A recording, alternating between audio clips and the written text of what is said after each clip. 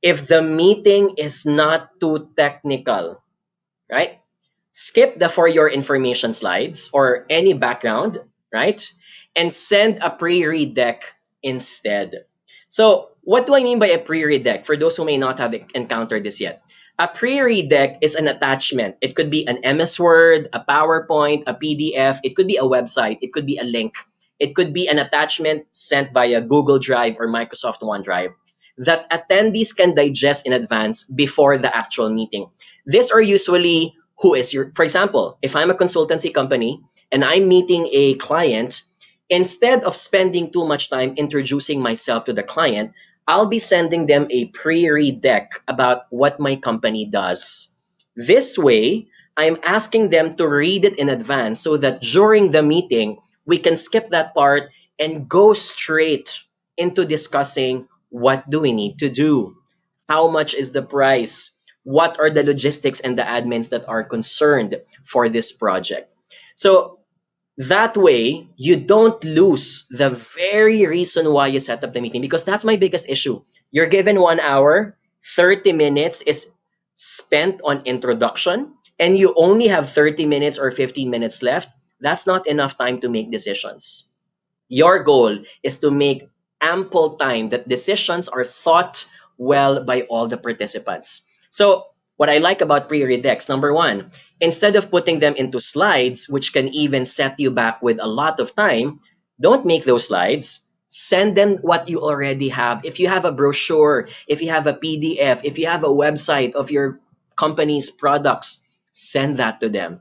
Make them read it. Make them digest it. And by the way, when you're sending a pre-read deck, don't send it a day before because that's just rude. Send them a week before, 3 days before, 4 days before, so that they know that they are given enough time to also digest the document.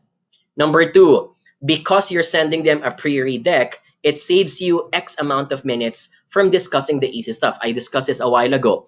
The goal is that you have more time for decision making. And finally, number three, here's my litmus test. And this is the tricky part that I'm always curious to know. Whenever I send pre-read deck, I find ways in discovering who opened my attachment. So there are a lot of software like this. If you attended my private webinars, if you've been one of my clients, one of my favorite free apps is called, there are so many of them on the internet. One of them is HubSpot. So HubSpot is a software that you can embed on Outlook or on Gmail. It allows you to check who opened your email and who opened the attachments, right? So it's a good way to test which attendees are taking your agenda seriously. It gives you an idea which ones are diligent because they're interested probably about the agenda of your meeting. Okay? Can I get a letter R? Who here has already sent a pre-read deck in their past careers? Maybe last week, maybe last year. When you had an opportunity, you've sent one because you wanted to save time and you wanted to be efficient. Right? So thank you. Daphne says, excellent tip. Nadine again says, I always do that, sending a pre-read to them. The thing is, when you ask them if they read it, no one is answering during the call. That is true. There are people like this.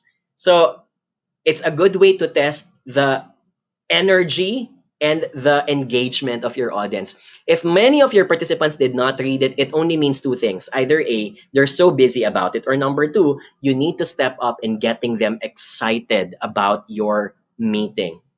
Right? Daphne again, a pre-read always makes the meeting more effective. Attendees know what they are expecting and what's expected from them from the meeting. That is true. You know, when I attend meetings, I'm not the organizer, I'm just the one attending. Reading a pre-read deck gives me the idea, these guys are serious. They sent me this information. They sent me these slides. Now I know better who they are. Because most of the time, people research about a stranger by stalking them on Google search, right? So you don't get to curate what kind of image you want to portray to them. If you send them a pre-read deck, you get to control how you are portrayed by that party, especially if you are meeting them for the first time.